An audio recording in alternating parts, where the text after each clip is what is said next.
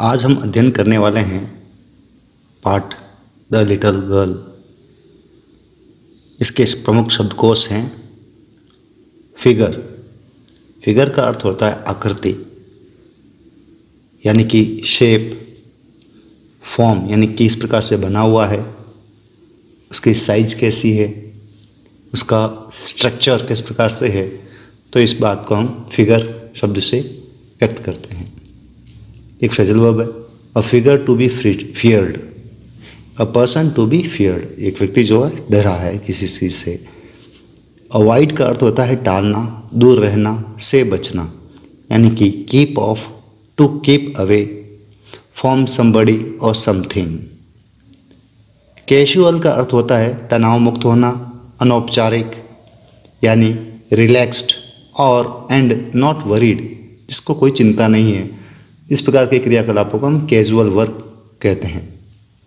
Respond यानी कि उत्तर या प्रतिक्रिया में कुछ कहना या करना, यानी कि रिएक्शन, आंसर, रेस्पॉन्स। फाइंट का अर्थ होता है फीबल, यानी कि कमज़ोर, या स्लाइट यानी दुबला या पतला, कमज़ोर यानी कि धुंधला। ग्रोविंग फाइंटर एंड फाइंटर का अर्थ है धीरे धीरे कमज़ोर होना, धुंधला होना, या सुनाई धीरे धीरे सुनना कम हो जाना। स्लिप डाउन का अर्थ होता है come down quietly and unwillingly, यानी कि नीचे की तरफ आना धीरे से, शांति से और बिना इच्छा के। टेरिफाइंग शब्द जो है वो टेरिफाई से बना हुआ है, जिसका अर्थ है टू फ्रीटन समबडी वेरी मच, किसी को बहुत अधिक डरा देना या भयभीत कर देना। स्टर का अर्थ होता है to have difficulty when you speak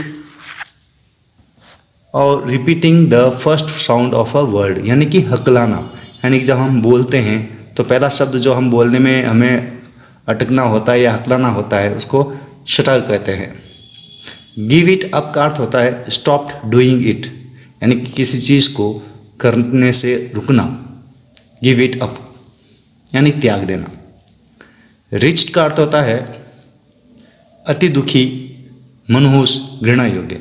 वैसे रिच का अर्थ होता है डायन, प्रेत, या हम कष्ट या अनहैप्पी भी कह सकते हैं। ब्रिंक का अर्थ होता है नई उत्तेजना या खतरनाक स्थिति के अति निकट होना, ब्रिंक।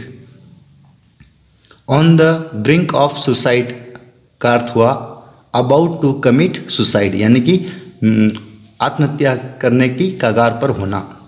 यान का अर्थ होता है जमाही लेना, उबासी लेना या गहरी सांस लेना। स्ट्रेच आउट का अर्थ होता है आराम करना, जैसे to lie down usually in order to relax और टू स्लीप, सोने के लिए अपने आप को फैलाना या आराम करने के लिए अपने आप को थोड़ा शरीर को फैलाना, स्ट्रेच आउट करना कहलाता है। स्नोर का अर्थ होता है खर्राटे भरना। टू ब्रीथ नॉइजली, यानी कि सांस जो है वो आवाज़ के साथ लेना, through your nose and mouth while you are asleep. जब निंद्रा में होते हैं और हमारे मुंह से जो खर्राटों की आवाज़ आती है उसको हम स्नोर कहते हैं। ग्रेवली का अर्थ होता है गंभीरता से। पिन कुशन का अर्थ होता है ऑल पिन को चुभो कर जिस जगह में हम रखते हैं, से फॉर्म के अंदर चुभाते हैं या तकिया नुमा कोई आकृति बनाकर उसके अंदर पिनों को चुभो कर रखते हैं, उसको पिन कुशन कहते हैं। आइए पाठ का विस्तार से अध्ययन करते हैं। To the little girl he was a figure to be feared and avoid, एक छोटी बच्ची जिसके लिए वह एक डरावनी आकृति थी या वह एक प्रकार से जिनसे दूर रहना चाहिए, इस प्रकार का एक फिगर उनके उस बच्चे के लिए था, उनके पिता। Every morning before going to work he came into her room and gave her a casual kiss. जब प्रत्येक सुबह काम पर जाने से पूर्व पिताजी उसके कमरे में आते और उसे एक प्यार से किस करते, उसे प्यार देते। To which she respond with goodbye father, जिसका वो प्रत्युत्तर देती, रेस्पॉन्ड करती goodbye father से। And oh, there was a glad sense of relief when she heard the noise of the carriage growing fainter and fainter down the long road. और वह क्षण उसके लिए बहुत ही सुखद होता जब वह इस प्रकार से सुनती, उसको आवाज़ सुनाई देती कि उसके पिताजी का जो कैरिज यानी उनको लेके जाने वाली जो घोड़ा गाड़ी थी या रथ था, वो उसकी आवाज़ धीरे धीरे उसको सुनाई देनी बंद हो जाती। तो वो जो पल था रोड पर, वो उसको बहुत सुखद लगता था। तो यहाँ एक प्रकार से एक बालिका के लिए उसके पिताजी की जो आकृति है, उनका घर में रहना उसके लिए बहुत दुर्भर था। ऐसा क्यों था, पाठ में आगे अध्ययन करेंगे।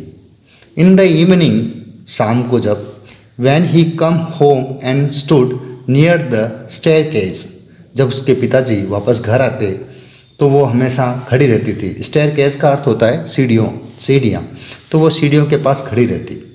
And heard his loud voice in the hall, और वो सुनती उनके पिताजी की उस तेज आवाज़ को।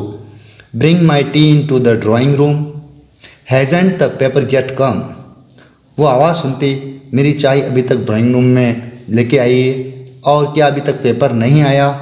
वो उसके पिताजी अपनी माता को कहते, go and see if my papers out there, जाइए और देखिए कहीं मेरे पेपर जो है, अखबार है, वो बाहर तो नहीं पड़ा। And bring me my slippers, और मेरे चप्पल लेके आइए। Kezia, mother would call her, माता उसको बुलाती, Kezia. If you are a good girl you can come down and take off father's boots, माता उसे कहती कि यदि तुम एक अच्छी लड़की हो सकती है तो नीचे आइए और अपने पिताजी के जूते उतारिए। Slowly the girl would slip down, लड़की धीरे से अनचाहे मन से, स्लिप डाउन का अर्थ हुआ यहाँ पर अनचाहे मन से नीचे आती हो। The stairs more slowly still cross the hall, वो बड़े ही ध्यान से धीरे से हॉल को क्रॉस करती, वो यह प्रयास करती कि उससे कोई गलती नहीं हो। And push open the drawing room door, और धीरे से कमरे का दरवाज़ा वो खोलती। By that time he had his spectacles on, उस समय पिताजी के चेहरे पर चश्मा लगा होता। He looked at her over them in a way that was terrifying to the little girl, वह इस प्रकार से अपनी बच्ची पर दृष्टि डालते, वो जो दृष्टि थी उस बालिका के लिए, उस बच्ची के लिए बहुत ही भयावह होती, डरावह होती थी। Well Kezia, hurry up, pull off this boots and take them outside, पिता काजिया से कहते, ठीक है, जल्दी आओ और मेरे बूट निकालो और उन्हें बाहर रख दो। Have you been a good girl today, क्या तुम आज एक अच्छी बच्ची हो। बच्ची के मुंह से निकलता, आई डिडंट, मतलब वो अटकते हुए हकलाते हुए कहती, now father you didn't know, if you stutter like that mother will have to take you to the doctor.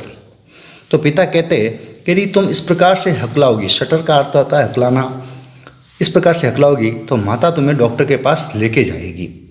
She never shutter with other people, जो बालिका थी वो कभी हकलाती नहीं थी दूसरों लोगों के साथ। ही क्वाइट गिव इट अप, वो लगभग इसको छोड़ चुकी थी, त्याग चुकी थी। बट ओनली विथ फादर, लेकिन पिता के साथ, because then she was trying so hard to say the word properly, वह इस कारण से पिता के साथ बहुत प्रयास भी करती कि वो शब्दों को ठीक से बोले, इसके लिए वो बहुत ही कठिन प्रयास करती थी। पिता कहते, what's the matter, what are you looking so wretched about. तो पिता उससे कहते, उसको देखकर, उसके चेहरे के भावों को देखकर कहते, तुम इतनी डरावनी क्यों लग रही हो, इतनी दुखी क्यों लग रही हो। I wish you taught this child not to appear on the brink of suicide her Kezia. पिताजी कहते, तुम इस प्रकार से नहीं दिख सकते, तो ऐसा लग रहा है तुम्हें देखकर कि तुम सुसाइड करने के यानी कि आत्महत्या करने के कगार पर खड़ी हो, इस प्रकार से तुम दिखाई दे रही हो। Carry my tea cup back to the table carefully, मेरा ये चाय का कप वापस ले जाकर टेबल पर रख दो। ही वॉज सो बिग, लड़की कल्पना में कहती है कि वो शरीर में बहुत बड़े थे।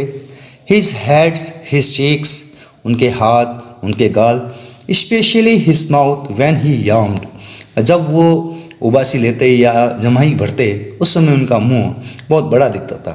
थिंकिंग अबाउट हिम अलोन, उनके बारे में जब वो अकेले सोचती, was like thinking about a giant, जब भी वो अकेले में अपने पिता के बारे में सोचती तो उसको एक दैत्याकार शरीर की आकृति उसके सामने आकर उभर जाती। तो एक प्रकार से उस बालिका के लिए उसके पिता की जो शरीर की आकृति थी डरावनी थी, और कई बार इस प्रकार की घटनाएं उसके साथ होती थी कि वो पिता से बहुत ज़्यादा डरती थी। One Sunday afternoon grandmother sent her down to the drawing room to have a nice talk with father and mother। एक बार रविवार को दोपहर के बाद उसकी दादी ने बच्ची को माता पिता के साथ बातचीत करने के लिए, अच्छी बातचीत करने के लिए भेजा।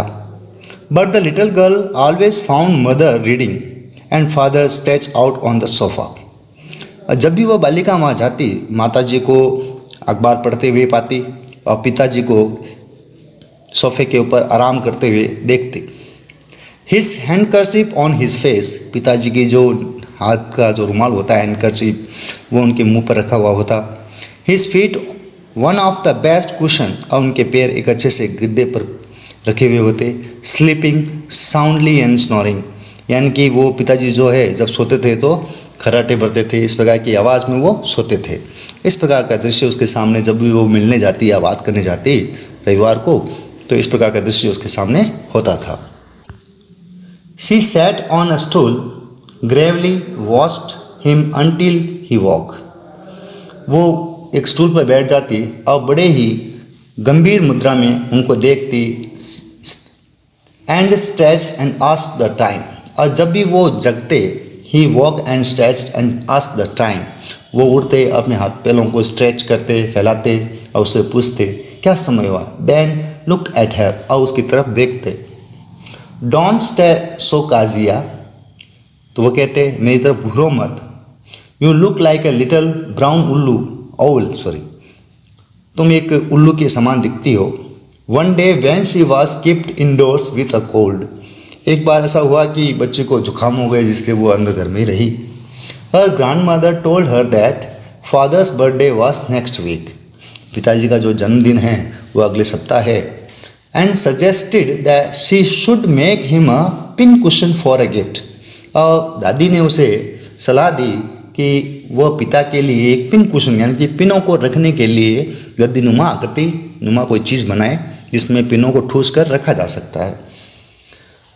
Gift out of a beautiful piece of a yellow silk, जो कि येलो सिल्क से बना हुआ हो। इस प्रकार दादी उसको अपने पिता के प्रति नज़दीक ले जाने के लिए दादी प्रयास करती थी। बार बार दादी उसको बार बार उसके पास भेजती थी ताकि उन दोनों के बीच की दूरियां कम हो, और दादी इसीलिए उनके पिता के जन्मदिन पर इस प्रकार का गिफ्ट आइटम बनाने के लिए देती है। आगे बालिका क्या ये कार्य कर पाती है, और पिता और पुत्री के बीच में जो दूरियां थी क्या वो कम हो पाती है, अगले अध्याय में हम अध्ययन करेंगे। धन्यवाद।